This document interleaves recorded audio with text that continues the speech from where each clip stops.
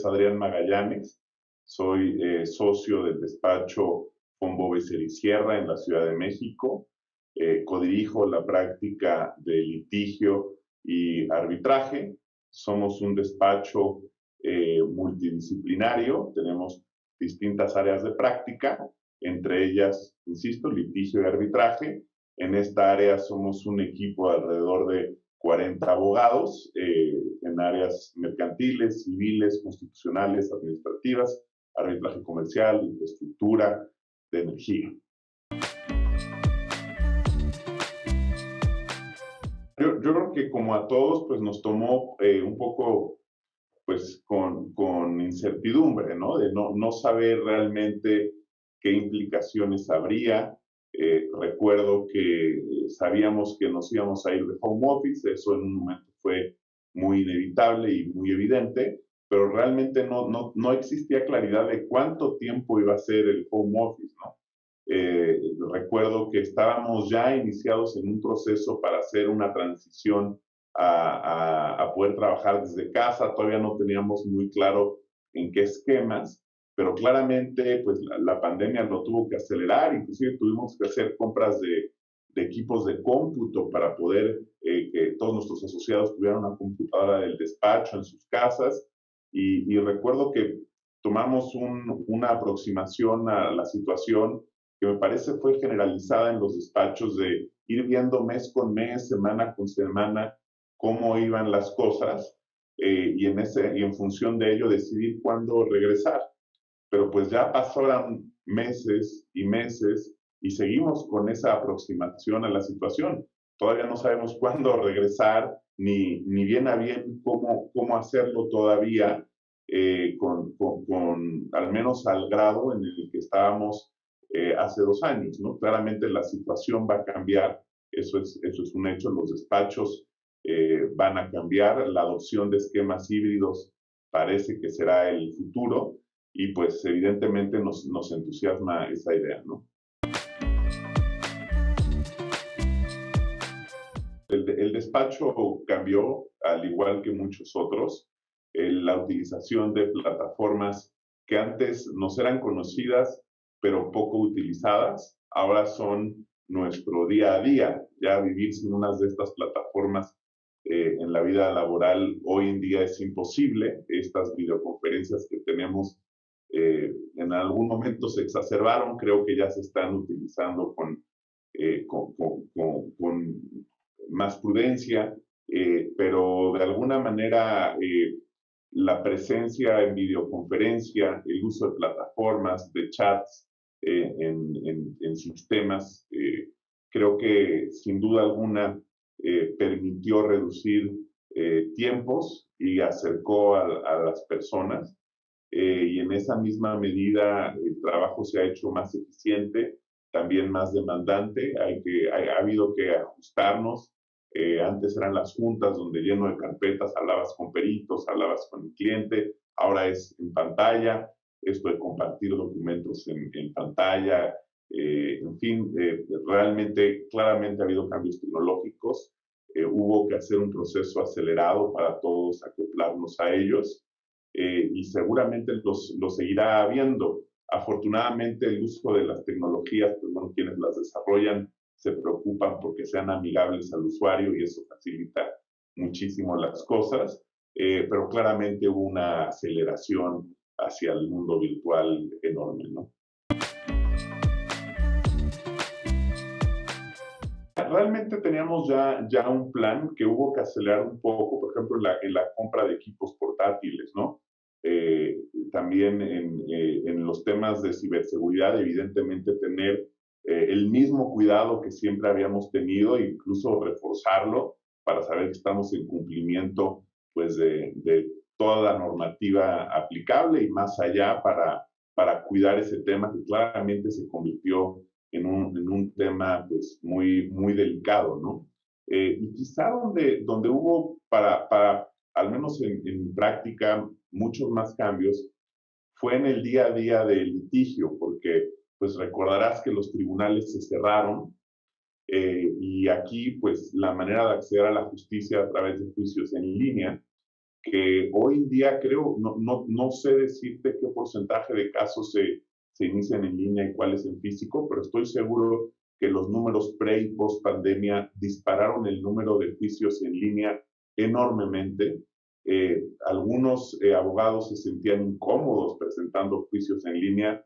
Estos mismos abogados hoy es un método predilecto para iniciar un procedimiento, ya se sienten incluso más cómodos con el acuse de recibo electrónico, de la firma electrónica, con el acuse físico, con el sello del Poder Judicial. Entonces, realmente ese cambio creo que al menos en el mundo del litigio ha sido un cambio muy palpable y claramente hemos tenido que ajustarnos, familiarizarnos, invertir tiempo en estos sistemas para comprenderlos.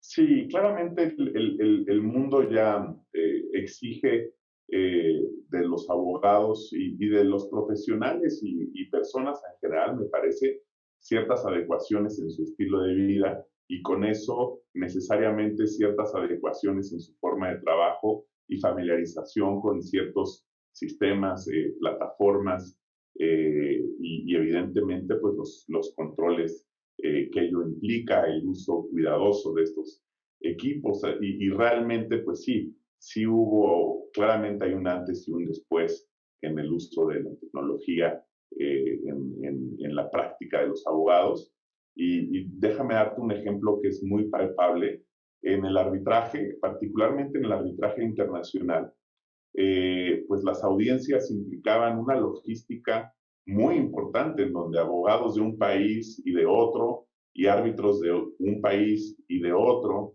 y peritos de un país y de otro, y el cliente de otro país, volaban todos a una ciudad, reservaban un hotel, una sala de juntas gigantesca, lo que se conoce como los war rooms, que son cuartos contiguos donde cada equipo tiene carpetas, impresoras. Bueno, todo eso cambió radicalmente en una manera generalizada. No es que no haya existido antes las que conocemos ahora como audiencias virtuales, pero ahora, en la época de la pandemia, son la norma. Y muchos de nosotros incluso vemos que estas audiencias virtuales representan algunas ventajas.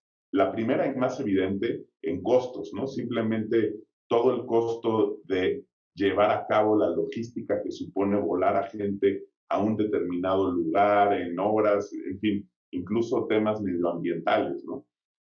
Ahora todo es virtual, todo cada quien en un lugar conectado en su pantalla y me atrevo a decir que muchos árbitros y abogados ahora tienen predilección por las audiencias virtuales sobre las audiencias físicas, por el ahorro en costos que menciono, pero también porque los mismos sistemas, hay sistemas y plataformas ya muy especializados en las audiencias virtuales que permiten tener eh, chats para un equipo, chats para otro, chats para el tribunal arbitral, permiten que se vaya transcribiendo la audiencia de manera simultánea a la que el abogado o el árbitro hablan. Al mencionarse un anexo, pues se puede poner el anexo en la pantalla y esto facilita quizá la exposición de un caso a una persona, que al final la audiencia es una manera de transmitir ideas para que otros las comprendan y resuelvan con base en esa información. Y pues bueno, la tecnología ayuda muchísimo para poder transmitir ideas con claridad, ¿no? Bueno, para todo aquello que es previsible, nos estamos preparando de la mejor manera que podemos, claramente con inversiones en tecnología, con inversiones en ciberseguridad. En este momento me parece que el mayor trabajo estratégico y de preparación en el que nos estamos enfocando es en el regreso a en condiciones de seguridad a la oficina y por otro lado en la formación y preparación de los pasantes y los abogados más jóvenes. La verdad es que esta es una área o un tema que a muchos preocupa porque eh, tradicionalmente, si uno ve cómo se forman los abogados, pues entran desde muy jóvenes a un despacho como pasantes o abogados jóvenes y aprenden a través del ejemplo, a través de la observación y de la puesta en práctica. y es importante ese contacto personal, esa mentoría, esa familiarización de cómo se hacen las cosas. Cuando trabajamos virtualmente y terminamos una conferencia telefónica, pues nos encontramos que estamos solos, ¿no? Solos con la pantalla enfrente, y se pierde ese contacto y esa mentoría y ese, de alguna manera, día a día, en donde pues casi prácticamente a manera de un oficio profesionalizado, pues se aprendía la práctica. Este me parece es uno de los retos más grandes que van a afrontar los despachos de abogados, de cómo continuar con la preparación de sus abogados más jóvenes y pasantes para que se conviertan en socios. Y por otro lado, otro tema es que la tecnología también pues ha hecho que el rol de los pasantes más jóvenes, que usualmente son quienes tienen mayor presencia en los juzgados, porque son quienes están diariamente pegados al expediente y reportan de regreso cualquier promoción o cualquier actuación, ahora siendo el juicio virtual, pues el rol del pasante en litigio va a tener que cambiar un poco. Y son las cosas que estamos día a día descubriendo y ajustando, y todo como consecuencia pues de la implementación de la tecnología.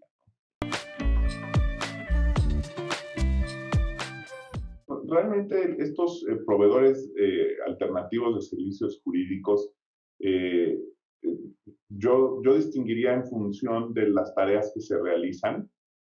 Por ejemplo, en temas de lo que se conoce como revisión de documentos, el llamado discovery, que incluso ya se utilizan inteligencia artificial para hacer estas búsquedas, tecnología, plataformas y sistemas muy importantes. Cuando hoy, pues, esos procesos para revisar cientos de miles de documentos, pues se hacen mucho más rápido de lo que se hacían, por ejemplo, en los años 80 o en los años 90, en donde, pues bueno, hay anécdotas, ¿no? Particularmente en países como en Estados Unidos, donde había salas de juntas gigantescas, incluso especialmente acondicionadas, para que decenas de abogados durante varios días lo único que fuera era revisar documentos. Claramente estos proveedores alternativos de servicios jurídicos en estos tipos de nichos, en mi concepto, van a proliferar. Lo mismo, por ejemplo, servicios asociados como de soporte de litigio, ¿no? Estas uso de plataformas, estenógrafos, toda la actividad de soporte, ¿no? Creo que sin duda alguna había una necesidad en el mercado y está siendo muy bien atendida y seguirá creciendo, ¿no? Claramente, tenemos siempre una mira puesta en los avances y desarrollos tecnológicos, ¿no? Por ejemplo, hay programas para llevar el mejor control de los asuntos, distribuir mejor las tareas, ¿no? Las famosas plataformas que todos estamos usando, ¿no? Teams, pues yo estoy seguro que muchos de los despachos que hoy tienen Teams y que prácticamente su metodología de trabajo es esa, hace 2 años no lo tenían, ¿no? Y claramente así van surgiendo cosas en el mercado que nos ayudan a eficientizarnos, y en esa medida a disminuir costos, ¿no? Y al disminuir costos, pues siempre hay una posibilidad de crear valor en el oferente en quien contrata los servicios, ¿no?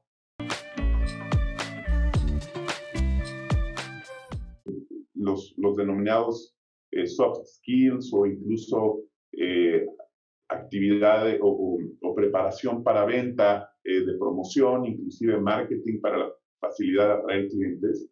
Claramente al aumentar la oferta de servicios, aumenta la competencia en la atracción de posibles clientes, y en esa medida, pues siempre evidentemente dentro del cumplimiento de los estándares éticos que resulten aplicables, siempre es importante pues saber cuáles son las necesidades de nuestros clientes y podérselas incluso anticipar, y estar en un vínculo con ellos de manera que no seamos percibidos como el abogado al que se le llama cuando existe un problema, sino que seamos percibidos como el especialista jurídico que es asesor del negocio, que conoce el negocio, que conoce a su cliente, que conoce lo que hace, cómo lo hace y que en función de eso sabe por dónde pueden llegar a saltar los problemas a fin de prevenirlos. Y en esa medida, la integración de despachos que tienen esta actividad multidisciplinaria creo que se hace importante. Eh, y déjame darte otro ejemplo. Acabamos hace unos días de inaugurar un grupo de práctica denominado ESG, que varios despachos en Estados Unidos ya los tienen desde hace algunos años, en Latinoamérica también, en México es algo bastante más novedoso, y se refiere a temas E de environmental, ambientales, S de social y G de gobernanza, en donde confluyen desde nuestra perspectiva en estos temas ambientales, sociales y gobernanza, 4 diferentes tipos de servicios. Servicios de naturaleza corporativa, servicios en materia de investigaciones, servicios de asesoría de cumplimiento regulatorio y en materia, pues realmente de compliance, incluso se podría decir, y el litigio. Y dada la especialización que suponen muchos de estos temas ambientales, de derechos humanos, sociales y de gobernanza, la asesoría integral con un punto de vista 360 creo que es una apuesta de muchas empresas, de muchos despachos jurídicos para la creación del valor de sus clientes. Y en esta ola, pues el despacho, nosotros como Becerra Sierra, nos estamos sumando muy entusiasmados en este nuevo proyecto para el enfoque de generar valor a nuestros clientes, ¿no? Pero sí, efectivamente, uno de los nuevos skills que debe de tener todo abogado es esa identificación del valor que tienen nuestros servicios para los clientes. La comunicación es muy importante y no ser percibidos como los resolutores de un problema ya existente, sino sino los especialistas jurídicos que ayudan a crear valor más que a resolver problemas, ¿no? Tenemos un compromiso por hacer un reclutamiento enfocado en diversidad, diversidad de cualquier tipo. Pensamos que la diversidad suma mucho y pensamos que esa suma o el producto derivado de esa suma es un mejor producto para nuestros clientes. Con eso en mente, tratamos de equilibrar siempre nuestras contrataciones y por lo que respecta a las calidades profesionales o aptitudes profesionales que buscamos, pues también mucho depende del grado de especialización que estamos buscando. Somos nosotros un despacho que ha crecido orgánicamente. La mayor parte de los socios del despacho se hicieron abogados en el despacho y empezaron como pasantes en el despacho. Y en esa medida para nosotros el reclutamiento incluso de un pasante es muy importante. Invertimos mucho tiempo en entrevistas y pues evidentemente el conocimiento jurídico es muy importante. Le damos evidentemente peso a las calificaciones que tienen, pero también hacemos una valoración integral pues de lo que nosotros percibimos como soft skills, que me parece tienen que ver con esto que tú mencionas. Y si se le va a contratar a esa persona para una área en específica, no sé si va a ser una persona que se está planeando involucrarlo en temas de arbitraje de construcción, pues bueno, si sabe algo de ingeniería sería maravilloso. Es muy raro encontrar el perfil, pero existe, ¿no?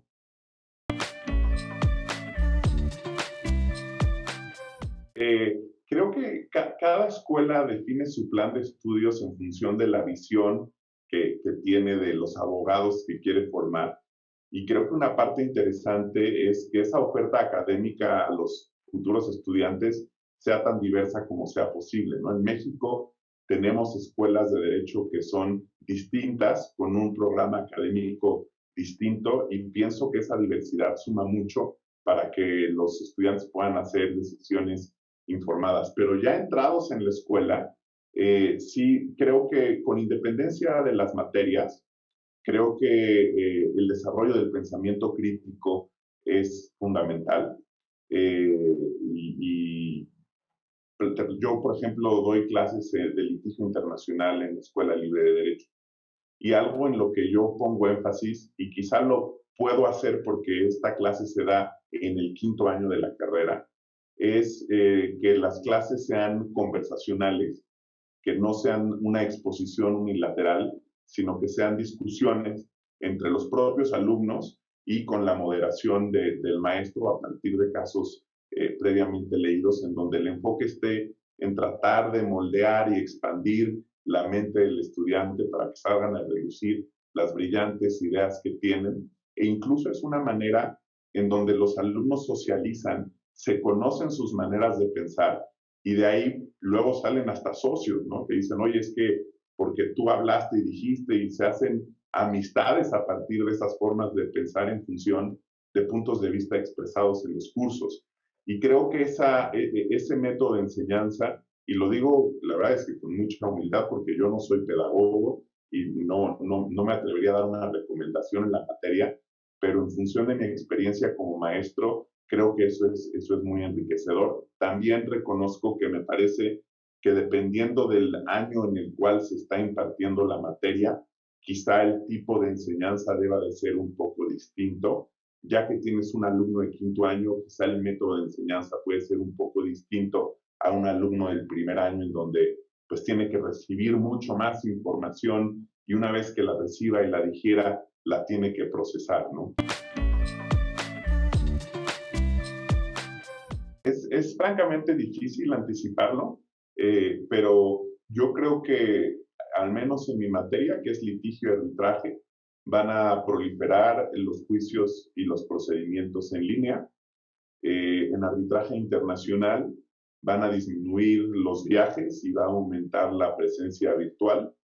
Y por otro lado, creo que va a haber un mayor grado de especialización que va a crecer junto con la especialización de las industrias. Y en esa medida, el trabajo colaborativo cada vez va a ser más importante, porque cada vez se va a requerir más especialistas, que tendrá que existir una colaboración para que no se pierda ese punto de vista general, esa estrategia general, mantener el enfoque en lo que es relevante. En ocasiones se pierde cuando uno se especializa mucho y quizá el trabajo colaborativo va a llegar a ser la única solución de mantener un equilibrio entre el alto grado de especialización en los servicios y, por otro lado, el objetivo general. Y aquí yo recuerdo haber hecho lecturas, ahorita que hablamos de la escuela, en mi 1er año de la escuela, de críticas a la departamentalización de la ciencia, en donde realmente si es que alguien que conoce mucho de un pequeño tema, pues no conoce mucho de todo lo demás, ¿no? Entonces, creo que también mantener un ojo en ese todo lo demás, no obstante la demanda de servicios especializados, también es importante y quizá, como lo señalas, es una labor importante de la formación de todos los profesionales, incluidos los abogados.